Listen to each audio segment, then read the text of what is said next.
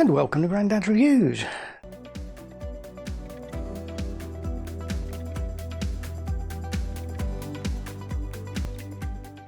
Today I'm going to have a look at a new workflow that I'm using when processing my Fuji RAW files. Now this is mainly when I'm shooting above 1600 ISO and more than often when I'm shooting over 6400 ISO, when you do see a lot more noise in the Fuji RAW files. And I'm doing this workflow through Lightroom and Capture One, and it's using the Topaz DeNoise AI and Sharpen AI programs, either as a plugin in Lightroom or through Capture One. Now Capture One you have to do it slightly different because the actual plugin doesn't seem to work correctly in Capture One, but in Lightroom it does work very well. So let's get to the computer and have a look. So this is the image we'll be working with, one of my squirrel shots, and as you can see it was shot at 6400 ISO and we've got a bit of noise in it. So when we zoom in we've got the usual Fuji worms. Now I'll just show you the results, so if you want to see the results and end there, that'll be as far as you need to go, rather than seeing how I got the results. So I say this is the original RAW imported into Lightroom, or the Lightroom default. This is my Lightroom edit, which has got rid of a lot of the worms, but this edit took me probably 20-30 minutes, and as you can see I've got quite a few adjustments in the basic panel. I've got some minor adjustments in the detail panel, and I've done some local adjustments. So I've got this local adjustment here on the background, which is mainly to do with the texture and getting rid of the noise. Then got one on the actual squirrel itself, and this is just to bring the sharpness up a little bit on there. And I've got one on the tree as well, again to reduce some of the noise and bring a bit of texture into it. So all in all, about 20 minutes worth of work. And then we've got the image that was the original, no alterations to it in Lightroom whatsoever, just as it came into Lightroom, and then taken into denoise and sharpening to get the final result. So this is the actual image I've got back out of there. Now on the Topaz website, in their instructions, they recommend that you do their denoise and sharpening before any other editing in your software. Now I do agree with that up to a point. The Topaz denoise and sharpening doesn't really handle RAW files very well. So if you take this RAW file in, it doesn't really handle it that well. So you have to convert it to a TIFF and take it in, do those alterations, and then bring it back into Lightroom to do your other editing. Even though there's a lot of information in the TIFF, there's more in the RAWs. So I think the way I've been doing it is bring the RAW into Lightroom, do your exposure editing on the RAW file. So this is the RAW file as it came into Lightroom. I've touched nothing on it. So if we do the editing on this to get the colours and the exposure how we want it, and then move that into denoise. So the first thing in here, I'm going to hit auto just to see what we get, and let's put the vibrance up, bit of saturation in there, greens have popped right out, drop the highlights down, that don't look too bad at all. I'll bring a bit of highlights back in, contrast is all right. It's this tree here that seems to have a lot of purple in it, so what we'll do is we'll do a local adjustment on the tree. I'll just put a mask on the tree and just want to change the tint a little bit, get rid of some of that purple in there. We want to darken this tree down. so it's not so much of a highlight on us. I'm going to add a bit of texture into it. I'm not going to do anything with the noise or the sharpening as of yet. And in the detail side, Lightroom always adds a sharpening. So I'll take the sharpening out. So now I'm happy with the exposure settings I've done. I took all the sharpening out, so Lightroom's not sharpening anything. What we can do now is take it into DeNoise.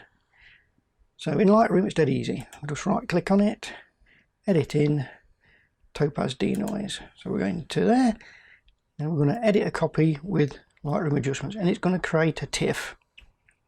We're going to use the highest bit depth and colour profile we can. We're not going to compress it, so I'll hit edit. I'll open up DeNoise, just let it do its first initial pass, and we're going to leave it on the DeNoise AI, not the older version. We can do a side by side so we can see what we're looking at. Now, I have found a little bug with this. Sometimes it won't generate the preview. So just move one of the sliders to do it. Let's try auto detect settings. So that looks a lot better. We're just going to recover some of the details, and as you can see it's doing some sharpening as well. I think that is pretty good. Now again, when you go to single mode, you notice it changes your settings, so just be aware that when you come back out you may have to put your settings back in. Just be aware of that. Yeah, that's fine. So we'll just hit save. And we'll get it back into Lightroom, and to be honest it's pretty sharp, but what we'll do is we'll take it into a Sharpen AI and see what that looks like. Right, so on the TIFF that it's brought back in, right click again, edit in, then Sharpen AI. We'll edit a copy with Lightroom adjustments again. If I'm only going to do this so that we can bring a second copy back in so as to put side by side and see what the difference is. Otherwise I would normally edit the original on this TIFF so that you only end up with one TIFF file, but we'll do it this way just so we can see.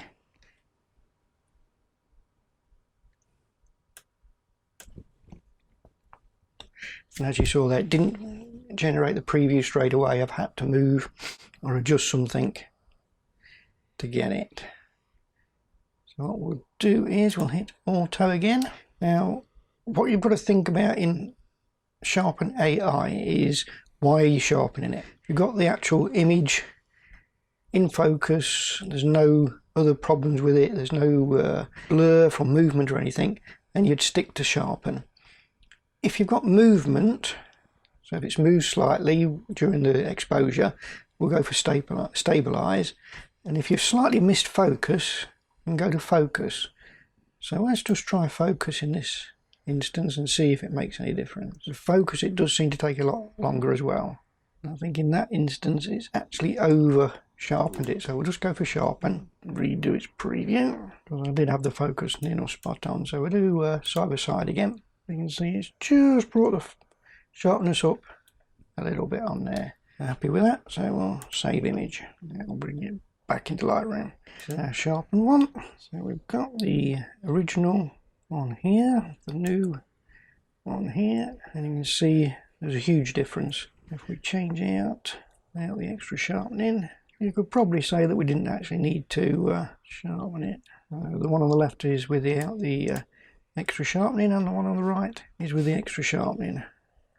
And I think, yeah, it certainly does a very good job. But I say, yeah, I would probably limit it to over 1600 ISO and definitely over 6400 ISO. So next we'll have a look in Capture 1.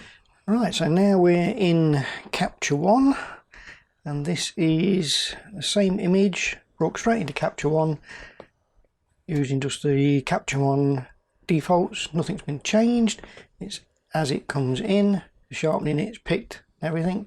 So if we zoom in on this one, again we can see the worm effect. Now it doesn't show up quite as badly as in Lightroom, and this is mainly due to how the sharpening and noise reduction is added in Capture One.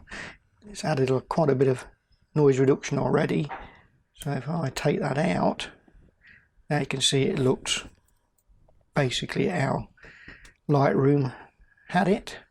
We'll take the sharpening out as well. So this is the base we're going to work with. Now this one is my adjustments in Capture One, and it's not too bad actually. But again, I've done a fair bit of work on it. We've got that mask for the background, that for the tree, and that for the squirrel. So as you can see, again, there's been a fair bit of work done on that. Again, probably about 20 minutes worth. So what we'll do now is go back to this original one. We've done knocked all the sharpening out. We'll just do the first adjustments on here. So I'll hit auto for a start, just as a starting point. Let's see when it's done. Got the highlights down, a bit of saturation to it. Put those greens down a bit, so not so overpowering. Do the tree now. In Capture One, I think the masking tools aren't quite as good as Lightroom, and one thing I've found is if you switch auto mask on after you've started doing some masking, it doesn't seem to work. Turn it off there. We don't need auto mask here. That, I'll knock the exposure down a bit on this. So I think that is going to be our starting point for setting it into Topaz. Now this is where Capture One seems to have a problem with the plugin. If you right click and edit with, they don't actually work. I'll just show you if I press on there. I'm going to go for a TIFF, uncompressed, Pro Photo, scale fixed, edit. It'll create our TIFF, but it doesn't open up Topaz. So the only way I've found to do it is once you've done that and go open with. Sometimes this still doesn't work. We'll try that. So we're going to go open with, browse, find the exe, and then it'll jump in. So we'll hit auto detect. So we'll leave it at those settings there, and we'll save that image. Now that will save it back into Capture One. And there it is. And then we will go open with, browse again.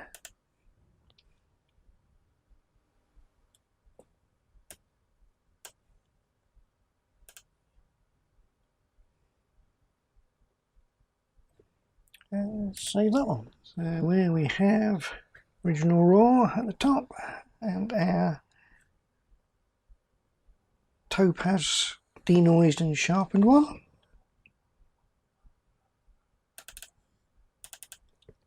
And we've got the one I've done in Capture One with the masking, and one we've done in Topaz. And they're pretty close actually.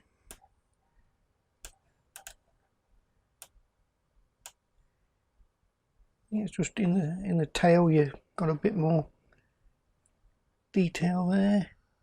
Yeah, I think the Topaz one is slightly better. So we'll compare them all in one program. So here we are in Bridge.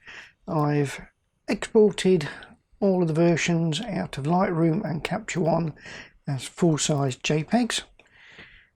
So here we've got the Lightroom unedited at the bottom, Capture One unedited at the top. We'll just have a look, and to be completely honest, there's not a great deal between the two. Capture One's a little bit sharper. That's with sharpening off.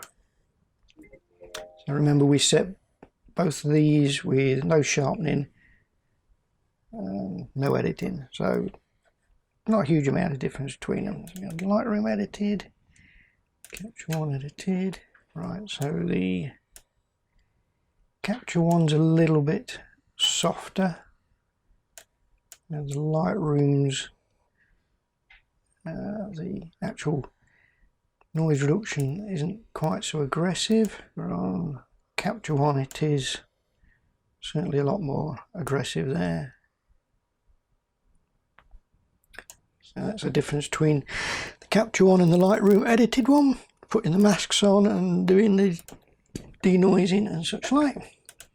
So then we go to the Topaz ones. We've got Lightroom and that, so we've got Lightroom at the top, Capture one at the bottom. So we'll just have a look at that. I would say on the Lightroom there's a little bit more detail there. Yeah, I think Topaz works or seems to work better in Lightroom than it does with Capture one. I'll have a look at the fur down here. Yeah, there's not much to see between them. In this particular instance, I reckon I prefer the Lightroom version, but there's not a great deal in that. It'll be a matter of playing around and tweaking it. So that's my look at another workflow with Fuji RAW files using Topaz DeNoise and Sharpen AI. As tools, you've got to use them wisely and look at what the image is you're actually working with and how much denoise and sharpen you need to add to make it look correct or as you wish it to look. It can easily go too far and they'll look a bit unreal. So I think if you just slowly and gradually increase each setting so you get to just about where you think it looks correct. In my workflow, I'm mainly going to be using the denoise and sharpen for my high ISO images. That's over 1600 ISO and definitely over 6400 ISO, especially when I'm out photographing wildlife and then need to push those high ISOs to get shutter speed or if the light's failing. But I believe Topaz DeNoise AI and Sharpen AI are excellent pieces of software and I could highly recommend them if you want to add something into your workflow. Yes, I know you can use your Gradient Transformer to help convert the raw files for use in Lightroom, and that does help, and there is the enhanced details in Lightroom that does work. And in Capture one does do some things slightly better than Lightroom. It's all a matter of your preferences and getting those settings correct. But for me, I think the Topaz software works well in my workflow, and I think I'm going to use it going on into the future. And yes, I would recommend it. So if you enjoyed the video, give it a thumbs up. If you didn't, give it a thumbs down. If you want to see more videos like this, hit the subscribe button. If you want to be notified, hit that bell button. Until next time, see you later.